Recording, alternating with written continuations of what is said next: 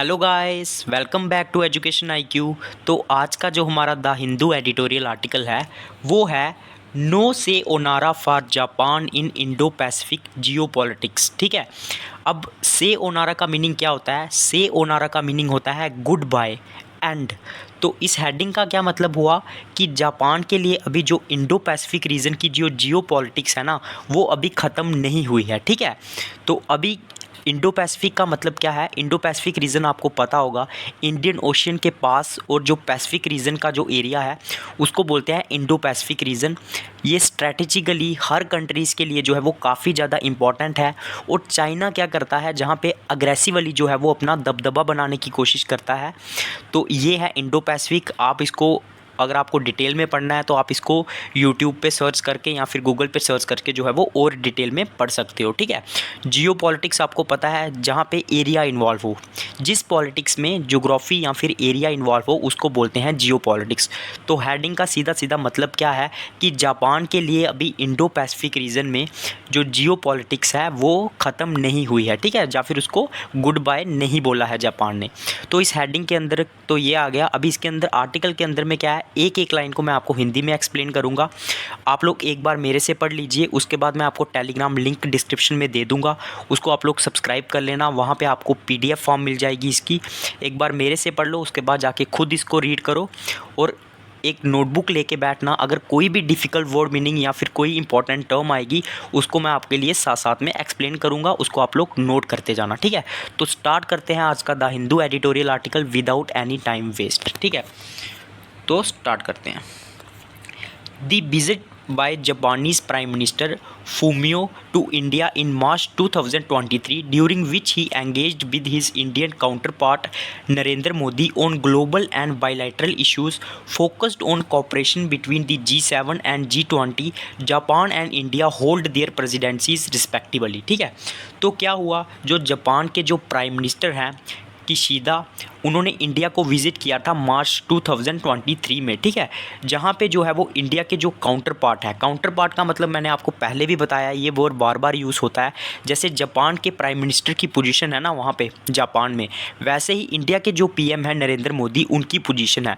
तो जापान के जो प्राइम मिनिस्टर हैं उनका काउंटर पार्ट कौन हुआ इंडिया में? वो हुए प्राइम मिनिस्टर नरेंद्र मोदी, जिनके साथ उनको डिस्कशन करना था। ठीक है, तो उन्होंने क्या किया, नरेंद्र मोदी के साथ डिस्कशन की ग्लोबल इश्यूज़ पे, बायलैटरल इश्यूज़ पे। ठीक है, और कॉपरेशन पे फोकस किया G7 और G20 के। ठीक है, जो जापान है अभी वो G7 कंट्री का जो है वो प्रेसिडेंट है, और इंडिया जो अभी है वो G20 कंट्री का जो है वो, G20 जो कंट्रीज़ हैं उनका प्रेसिडेंसी होल्ड करता है। ठीक है, तो दोनों ने जो है वो इन सब मुद्दों पे जो है वो डिस्कशन की। ठीक है, उसके बाद Besides this, Mr. Kishida was unveiled Japan's new plan for a free and open Indo-Pacific and exchanged views about deepening the Japan-India special strategic and global partnership। ठीक है, तो इसके अलावा क्या बात हुई, जो जापान के जो पीएम हैं उन्होंने अनवील्ड किया। अनवील्ड का वर्ड मीनिंग आप लोग लिख लीजिए। अनवील्ड का मीनिंग होता है टू शो समथिंग न्यू, मतलब कोई नई चीज़ को रिवील करना। और उन्होंने क्या बोला कि उन्होंने एक, मतलब जो उनका प्लान है उसको अनकवर किया, मतलब उसको रिवील किया। Japan's new plan for a free and open Indo Pacific. और मतलब इंडो पैसिफिक के लिए जापान ने क्या किया, ओपन और फ्री की बात की। मतलब इंडो पैसिफिक जो रीजन जो है वो सबके लिए फ्री होना चाहिए और ओपन होना चाहिए। ठीक है, क्योंकि चाइना जो है ना वो अग्रेसिवली वहाँ पे क्या करती है, अपना दबदबा बनाती है। ठीक है, उसके बाद and exchange views about deepening the Japan India special strategic and global partnership. और इसमें ये बात भी हुई, जापान और इंडिया के जो हैं रिलेशनशिप है जो उनको और ज़्यादा गहरा बनाने की बात की, जो स्ट्रैटेजिक और ग्लोबल पार्टनरशिप है। ठीक है, उसके बाद जापान्स FOIP हमने देखा ऊपर में क्या है, ओपन इंडो पैसिफिक की जो बात है, clearly shows that Japan wants to reinforce the idea that it has been the main champion of FOIP concept. And Mr. Kishida's speech underlined that given the current geopolitical landscape with the ongoing Russia-Ukraine war, growing Chinese assertiveness in the South China Sea, East China Sea, the Indian line of actual control and Taiwan Straits, there is a need to give a fresh push and momentum to this concept। तो मैं आपको बताता हूँ क्या लिखा हुआ है कि चाइना ने जो है ना वो सीधे सीधे जो है वो शो किया, मतलब बताया that Japan want to reinforce the idea that it had been the main champion of FOIP concept. मतलब जापान ने ये बता के, ये बोल के कि हम लोग जो है वो ओपन इंडो पैसिफिक की बात करते हैं, उसने सीधे सीधे बताया कि वो एक मेन चैंपियन है किसका, FOIP का, जो ओपन उसकी बात करता है, ओपन इंडो पैसिफिक रीजन की जो है वो बात करता है, तो उसका मेन चैंपियन है। जापान ने जो है वो ये बता दिया, ठीक है। उसके बाद उनकी जो स्पीच थी, उनके जो PM की जो स्पीच थी, उसने इस बात को अंडरलाइन किया कि considering the current geopolitical landscape with in the Russia Ukraine war, तो ठीक है, मतलब उन्होंने क्या बोला कि अगर हम लोग इस चीज़ को कंसीडर करेंगे, किस चीज़ को, जो अभी जियोपॉलिटिकल लैंडस्केप जो है वो चल रहा है, जैसे रशिया यूक्रेन का वार चल रहा है। अब जियोपॉलिटिकल लैंडस्केप जो वर्ड यूज़ हुआ है ना, इसका मतलब क्या होता है, the effect of geographical factor on politics, मतलब जो जोग्राफिकल जो फैक्टर्स होते हैं ना, उनके क्या इफेक्ट होते हैं पॉलिटिक्स पे, ठीक है। तो अभी आपको पता है रशिया यूक्रेन का वार चल रहा है, उसके बाद चाइना, असर्टिवनेस क्या होता है, अग्रेशन, तो चाइना की जो अग्रेशन है साउथ चाइना सी में, ईस्ट चाइना सी में, ठीक है, और Indian line of actual control में जो उनका दबदबा बनाने की कोशिश करते हैं, जो चाइना आपने सुना होगा गलवान वैली वगैरह में, और ताइवान के साथ भी उनका इशू चल रहा है, ठीक है। तो there is a need to give a fresh push and momentum to this concept. तो जापान ने क्या सोचा कि हम लोग क्या करेंगे, जो ओपन इंडो पैसिफिक का जो आइडिया है ना, उसको हम लोग क्या करेंगे, एक नया पुश देंगे और मोमेंटम देंगे, ठीक है। उसके बाद the new plan for FOIP lay stress on the need to uphold the rule based order and respect each other's territorial sovereignty, with Mr. Kishida warning that at a time when the international community is at a historical turning point, I would like to clarify the concept of FOIP once again to propose a guiding perspective to be shared by the international community, which if left unchecked could drift towards division and confrontation। ठीक है, तो मैं आपको समझाता हूँ क्या लिखा हुआ है। तो क्या है, जो न्यू प्लान है ना FOIP का, उसने किस चीज़ पे स्ट्रेस किया, to uphold the rule based order. Uphold का मतलब होता है बनाए रखना, ताकि जो रूल बेस्ड ऑर्डर है ना, रूल बेस्ड ऑर्डर होता है मतलब रूल पे चलने वाला, ठीक है, तो कुछ रूल रेगुलेशन पे चलने वाला, ठीक है, उसको क्या करने के लिए बोला, उसकी जो नीड है उसको अपहोल्ड करने की, बनाए रखने की, उस पर ज़्यादा स्ट्रेस दिया, ठीक है, कि जो भी काम होना चाहिए वो रूल बेस्ड ऑर्डर के अकॉर्डिंग होना चाहिए। और हमें क्या करना चाहिए, जो एक दूसरे की जो टेरिटोरियल सोवरेनिटी है ना, सोवरेनिटी क्या होता है, मतलब कोई दूसरा आदमी जो है वो आपकी टेरिटरी में इंटरफेयर नहीं कर सकता, उसको हमें रिस्पेक्ट करना चाहिए। ये बात भी की जापान ने, ठीक है। उसके बाद उन्होंने एक वार्निंग भी दी। क्या वार्निंग दी उन्होंने, कि at a time when the international community is at a historical turning point, मतलब ऐसी मूवमेंट, ऐसा समय जब जो इंटरनेशनल कम्युनिटी है ना वो एक टर्निंग पॉइंट में है, ठीक है। I would like to clarify the concept of FOIP once again. तो जापान ने बोला कि, जापान के जो PM थे उन्होंने बोला कि जो FOIP का कंसेप्ट है उसको मैं क्लैरिफाई करना चाहता हूँ एक बार और, to propose the guiding perspective to be share by the international community. किसके लिए, कि ये जो मैं बोल रहा हूँ उसको शेयर करे इंटरनेशनल कम्युनिटी, ठीक है, उसको देखे। उसके बाद उन्होंने क्या बोला, इफ़ लेफ्ट अनचेक्ड, मतलब अगर इंटरनेशनल कम्युनिटी जो है उसने इसको नहीं देखा, मतलब जो हम लोग FOIP की बात कर रहे हैं, अगर इंटरनेशनल कम्युनिटी ने इसको नहीं देखा, could drift towards division and confrontation. तो इससे क्या हो सकता है, डिवीज़न हो सकती है, ठीक है, और क्या हो सकती है, कन्फ्रंटेशन हो सकता है। अब ये कन्फ्रंटेशन क्या होता है, कन्फ्रंटेशन होता है मतलब विवाद हो सकता है, झगड़ा हो सकता है। तो जापान ने जो है वो सीधे सीधे जो है वो वार्निंग दे दी इंटरनेशनल कम्युनिटी को, ठीक है। उसके बाद challenges before the Indo Pacific. तो जो इंडो पैसिफिक रीजन है ना, जो स्ट्रेटेजिकली बहुत ज़्यादा इंपॉर्टेंट है, उसके लिए जो है वो चैलेंजेस क्या क्या हैं, ठीक है, उसके सामने जो है वो चैलेंजेस क्या क्या हैं। Japan's new policy focuses on the numerous challenges facing the Indo Pacific such as Ukraine war, food security and cyber space, in addition to the issues such as ensuring the freedom of the seas and connectivity among others. तो Japan की जो new policy है ना, वो बहुत सारे challenges पे जो है वो फोकस करती है।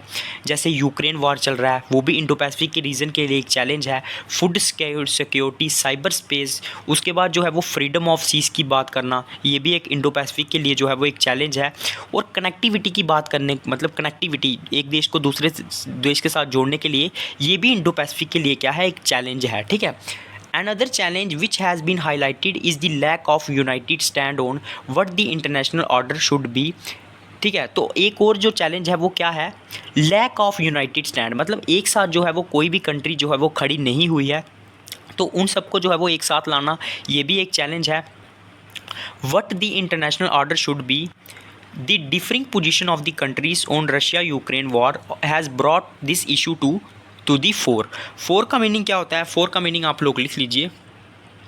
फोर का मीनिंग होता है सामने लाना किसी चीज़ को। तो क्या है, जो भी कंट्रीज़ हैं उनके डिफरेंट डिफरेंट व्यूज़ हैं, जैसे रशिया यूक्रेन वॉर है उस पर भी जो है वो सबका अलग अलग व्यूज़ है। तो इससे क्या हो रहा है ना, ये जो इशू है ना इंडो पैसिफिक का, ये और भी जो है वो सामने आ रहा है। फोर का मतलब होता है सामने आना। But there is a firm belief that the FYP will be able to work with and embrace diverse voices and create an atmosphere of cooperation and collaboration. लेकिन ये एक स्ट्रॉन्ग बिलीफ है, फर्म का मतलब होता है स्ट्रॉन्ग बिलीफ है कि जो FYP है ना, जो जापान बोल रहा है ओपन इंडो पैसिफिक की सबके लिए, ये काम करेगा, will be work with and embrace diverse voices, और मतलब बहुत सारे लोगों को जो है वो अपने साथ करेगा, मतलब मिलाएगा, यूनाइट करेगा, और एक ऐसा एटमॉस्फेयर क्रिएट करेगा जो कॉपरेशन का होगा और कोलैबोरेशन का होगा, ठीक है, जहाँ पे जो है वो सब एक साथ मिलके काम करेंगे। उसके बाद for attending this atmosphere of cooperation rule making through dialogue should be encouraged.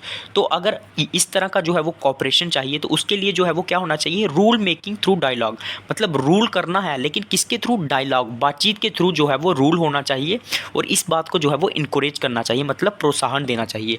The fact that Japan under the FYP should work alongside other like-minded countries in the region has been mentioned, with India being willed as an indispensable partner. अब ये इस line का मीनिंग क्या है मैं आपको समझाता हूँ कि फैक्ट ये है कि जापान जो है ना अंडर FYP वो क्या करेगी, should work alongside other like minded, मतलब जो उनकी जैसी कंट्रीज़, जो जैसी जापान की सोच है वैसे ही जिन कंट्रीज़ की सोच है उनके साथ जो है वो काम करेगी इस रीजन के ऊपर, इंडो पैसिफिक रीजन के ऊपर, ठीक है। इस बात को जो है वो मेंशन भी किया गया है, जापान ने मेंशन भी किया है।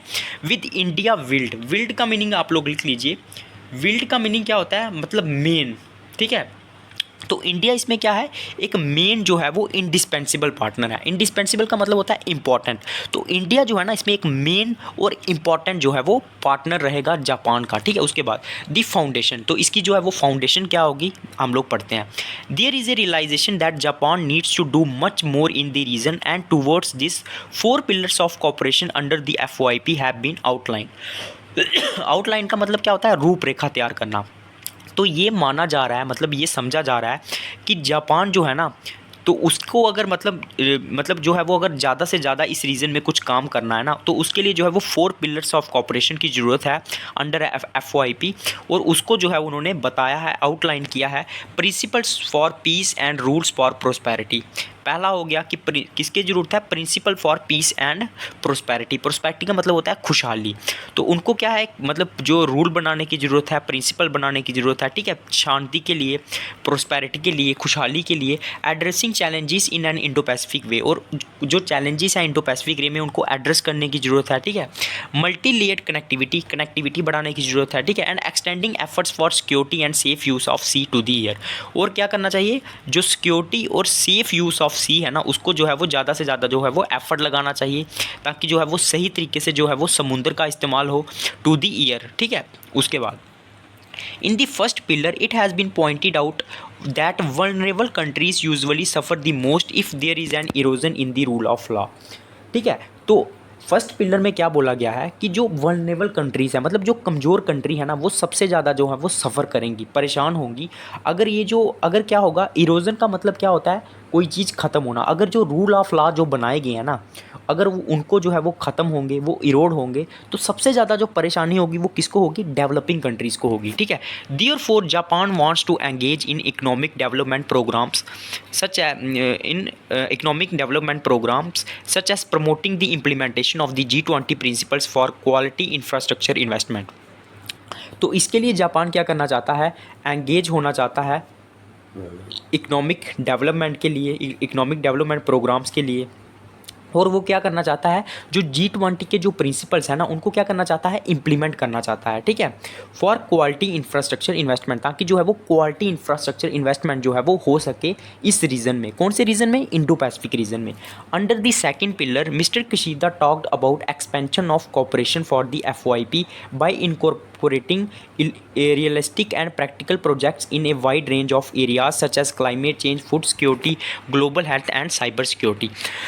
सॉरी। तो सेकंड पिलर में क्या बात की है जो जापान के प्राइम मिनिस्टर हैं, उन्होंने बात की है एक्सपेंशन ऑफ कॉपरेशन, मतलब कॉपरेशन जो है उसको बढ़ाना है for the FYP open Indo Pacific के लिए, ठीक है, बाय इनकॉर्पोरेटिंग। इनकॉर्पोरेटिंग का मतलब होता है मिलाना, साथ में मिलाना। तो किस किस को साथ में मिलाना होगा? रियलिस्टिक एंड प्रैक्टिकल जो प्रोजेक्ट्स हैं ना, ठीक है, उनको क्या करना होगा, हमें जगह जगह पे जो है वो इम्प्लीमेंट करना होगा, ठीक है, मिलाना होगा। जैसे क्लाइमेट चेंज पे है, जैसे फूड सिक्योरिटी के ऊपर है, ग्लोबल हेल्थ के ऊपर है और साइबर सिक्योरिटी के ऊपर है। ये जो प्रोजेक्ट्स हैं ना, इनको शामिल करना होगा उनको अपने प्लान में। उसके बाद जो है वो इंडो पैसिफिक को जो है वो प्रोटेक्ट किया जा सकता है। Japan has been working for a long to own connectivity projects bilaterally with many countries in the Indo Pacific region. Japan जो है ना वो बहुत सारी कंट्रीज़ के साथ जो है वो काम कर रही है बायलैटरली। बायलैटरली मतलब होता है दो कंट्रीज़ के बीच में, किसके कहाँ पे? इंडो पैसिफिक रीजन के अंदर, ठीक है। Under the third pillar, the three areas identified for introducing more such projects are Southeast Asia and South Pacific Island countries। तो थर्ड पिलर के अंदर जो है ना, मतलब उन कंट्रीज़ को ढूंढा गया है जो ज़्यादा से ज़्यादा प्रोजेक्ट्स जो है वो इंडो पैसिफिक में ला सकती हैं। जैसे साउथ ईस्ट एशिया की कंट्रीज़ हैं, साउथ एशिया कंट्रीज़ हैं, और जो पैसिफिक आइलैंड कंट्रीज़ हैं ना, वो उनको ढूंढा किया है, उनको आइडेंटिफाई किया गया है ताकि ज़्यादा से ज़्यादा जो प्रोजेक्ट्स हैं ना वो इंडो पैसिफिक रीजन में लाए जाएँ। Japan has made new commitment of 100 million towards the Japan Asian integration fund. तो जापान ने जो है वो 100 मिलियन की जो है वो कमिटमेंट की है जापान एशियन इंटीग्रेशन फंड के लिए, ठीक है। It will promote the Bay of Bengal North East India industrial value chain concept in cooperation with India. तो ये जो फंड है ये किस चीज़ को प्रमोट करेगा? जो क्या है, Bay of Bengal North East India की जो इंडस्ट्रियल वैल्यू चेन कंसेप्ट है ना, मतलब इंडस्ट्रीज़ को बढ़ावा देने के लिए, ठीक है, उस पर काम करेगा। किस किस के साथ? इंडिया और बांग्लादेश के साथ मिलके काम करेगा, ठीक है। And the new Palau international airport terminal project supported by Japan has been also taken off. तो एक जो पलाऊ ये कंट्री है ना जो ऑस्ट्रेलियन कॉन्टिनेंट में है, ये भी इंडो पैसिफिक रीजन के पास है, तो इस यहाँ पे जो इंटरनेशनल टर्मिनल प्रोजेक्ट है ना उसको भी जो है वो जापान ने सपोर्ट किया है, ठीक है। वो भी जो है वो टेकन ऑफ हो गया है, मतलब स्टार्ट हो गया है, ठीक है। अंडर दी तो जापान क्या कर रहा है, जो भी इंडो पैसिफिक की जो पास की कंट्रीज़ है ना उनको जो है वो सपोर्ट कर रहा है, ठीक है, ताकि जो है वो अपना जो इंडो पैसिफिक रीजन जो है वो उसको प्रोटेक्ट किया जा सके, ठीक है, उसको ओपन किया जा सके सभी कंट्रीज़ के लिए, ठीक है। Under the fourth pillar Japan will help in strengthening the capabilities of maritime law enforcement agencies in other countries. Fourth pillar के अंदर जापान क्या करेगा? स्ट्रेंथ प्रोवाइड करेगा मैरीटाइम लॉ को, मतलब जो सीज़ को लेके जो लॉ बनाए जाते हैं ना उनको क्या करेगा? स्ट्रेंथ प्रोवाइड करेगा, ठीक है। और क्या करेगा? जो इन्फोर्समेंट एजेंसीज हैं, मतलब जो चीज़ों को लागू करती हैं, उनको जो है वो सपोर्ट प्रोवाइड करेगा।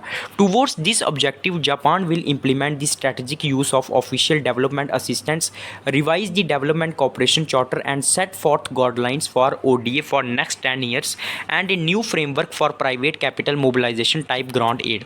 तो इसके लिए जापान क्या करेगा? जापान इम्प्लीमेंट करेगा ODA क्या है? Strategic use of official development assistance. तो ये क्या है? ये एक फ़ंड है जिसके थ्रू जापान जो है वो क्या करता है? मदद करता है दूसरी कंट्रीज़ की, ठीक है, उनको डेवलप करने में। तो ये जो फंड है ना इसको क्या करेगा? जापान इम्प्लीमेंट करेगा, ठीक है। Revise the development cooperation charter, तो उसका जो कॉपरेशन को लेके जो रूल बनाए गए हैं उसको जो है वो रिवाइज करेगा और गाइडलाइन सेट करेगा ODA के लिए फॉर नेक्स्ट 10 ईयर्स। मतलब नेक्स्ट 10 ईयर्स में वो किन किन कंट्रीज़ की मदद करेगी, क्या करेगी, उसके लिए जो है वो गाइडलाइंस बनाएगा। And introduce and offer type cooperation and a new framework for private capital mobilization type grant aid. और क्या करेगा? ऑफर करेगा कॉपरेशन और एक नया फ्रेमवर्क का मतलब होता है एक ढांचा तैयार करेगा private capital mobilization type grant aid के लिए, ठीक है। उसके बाद Mr. Kishida also announced that Japan would mobilize a total of more than 75 billion in public and private funds in the Indo-Pacific region by 2030 in infrastructure development। और जो Japan के prime minister हैं ना उन्होंने ये भी अनाउंस किया कि जापान जो है वो मोबिलाइज़ करेगा। मोबिलाइज़ का मतलब होता है इकट्ठा करेगा 75 बिलियन तक, कहाँ पे? पब्लिक और प्राइवेट फंड से इंडो पैसिफिक रीजन के लिए 2030 तक, ठीक है, वहाँ पे जो है वो इंफ्रास्ट्रक्चर डेवलपमेंट करने के लिए। अभी टोक्यो क्या है? जापान की कैपिटल है, उसका रोल क्या रहेगा उसके बारे में हम लोग बात करेंगे। The primary goal of mister Kishida was to reinforce the centrality of Japan in the emerging geopolitics of Indo Pacific. तो जो प्राइमरी गोल था ना जो उन्होंने विजिट किया इंडिया में, वो क्या था? जापान की जो है वो सेंट्रलिटी को दिखाना, सेंट्रलिटी मतलब होता है एक मुख्यता को दिखाना, प्रधानता को दिखाना in emerging geopolitics of Indo Pacific, मतलब इंडो पैसिफिक रीजन में जो जियोपॉलिटिक्स चल रही है ना, वहाँ पे अपने आप को एक मतलब एक महान दिखाना, एक प्रधान दिखाना, तो ये उनका मेन मोटिव था। In the past he had stated that Ukraine today may be East Asia tomorrow, which shows Japan concern about growing China's belligerence in the region. Belligerence का मीनिंग आप लोग लिख लीजिए, वैलीग्रेंट्स का मीनिंग होता है अग्रेशन, आक्रामकता, ठीक है। तो जब तो मतलब कुछ समय पहले जापान ने क्या बोला था कि यूक्रेन जो है ना वो कल को जो है वो ईस्ट एशिया भी हो सकता है। ईस्ट एशिया मतलब जो चाइना वाला रीजन है, मतलब चाइना उस पर जो है वो कब्जा कर सकता है, जो क्या दिखाता है, जापान का कंसर्न दिखाता है। कंसर्न मतलब होता है चिंता दिखाता है अबाउट ग्रोइंग चाइनास वैलीग्रेंस, चाइना की मतलब जो आक्रामकता जो बढ़ रही है ना, उसके लिए जो है वो क्या दिखाता है, जापान की जो है वो चिंता दिखाता है। Mister Kishida emphasis on the need to uphold a peaceful and rule based international order. तो जो जापान के जो प्राइम मिनिस्टर है ना, उन्होंने क्या किया, एम्फसिस का मतलब होता है फोकस करना, किस चीज़ पे, टू अपहोल्ड, अपहोल्ड का मतलब होता है बनाए रखना, पीसफुल मतलब शांति, और rule based international border order को बनाए रखने के लिए उन्होंने क्या किया, जोर दिया, ठीक है। And putting forward policies and mechanism under the new FIPO to help stabilize the regional order amidst the Ukraine war and the differing position of countries on this conflict goes on to show that Japan is preparing itself for any unforeseen threat to its own as well as regional security। तो Japan ने क्या किया है ना, Japan ने जो अपनी policies मतलब लाई हैं, ठीक है, और उन्होंने जो अपनी जो मैकेनिज़्म लाया ना अंडर द FOIP, मतलब जो ओपन इंडो पैसिफिक के लिए जो उनकी स्कीम है, उसके अंदर वो उन्होंने क्यों लाई है, ताकि जो वो क्या कर सके, हेल्प कर सके स्टेबलाइज, स्थिर करने के लिए, ठीक है, किसको, रीजनल ऑर्डर, मतलब जो इंडो पैसिफिक का जो रीजन है उसका जो ऑर्डर है उसको मतलब स्टेबल कर सके, ठीक है, ठीक है। एमिडिस्ट का मतलब होता है बीच में, मतलब यूक्रेन और रशिया का जो वार है वो चल रहा है, उसके बीच में जो है वो एक स्थिरता प्रोवाइड कर सके। And the differing position of countries on this conflict, मतलब जो भी कंट्रीज़ हैं उनकी अलग अलग पोजीशन है, अलग अलग जो कहना है, यूक्रेन और रशिया वार पे अलग अलग साइड है, ठीक है। तो ये क्या बताता है, shows that Japan is preparing itself for any unforeseen threat. Unforeseen का मतलब होता है अनएक्सपेक्टेड थ्रेट। तो ये बताता है कि जापान जो है वो प्रिपेयर हो रहा है किसी भी थ्रेट के लिए जो फ्यूचर में आ सकता है, चाहे उनके ऊपर या फिर उनकी रीजनल सिक्योरिटी के ऊपर, रीजनल मतलब इंडो पैसिफिक रीजन के ऊपर। ये Japan deeply invested in Indo Pacific stability and prosperity.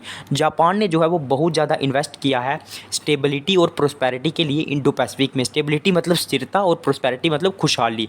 Is good news indeed for India and the wider region. ये एक बहुत खुशखबरी की बात है इंडिया के लिए और पूरे रीजन के लिए। तो ये था आज का द हिंदू एडिटोरियल आर्टिकल, पूरा मैंने आपको एक्सप्लेन कर दिया। अब PDF जो है वो आपको टेलीग्राम लिंक में दे दूंगा, उसको जाके आप लोग सब्सक्राइब कर दो, एक बार इसको खुद से रीड कर दो, आपको 100% जो है वो समझ में आ जाएगा। तो जिसने भी पूरा वीडियो देखा है चैनल को सब्सक्राइब कर देना, बेल आइकन को दबा देना, ताकि जब भी मेरा नेक्स्ट वीडियो आएगा आपको नोटिफिकेशन मिल जाएगा, ठीक है। टेलीग्राम लिंक को ज्वाइन कर देना, कमेंट कर देना, लाइक कर देना, शेयर कर देना। जय हिंद।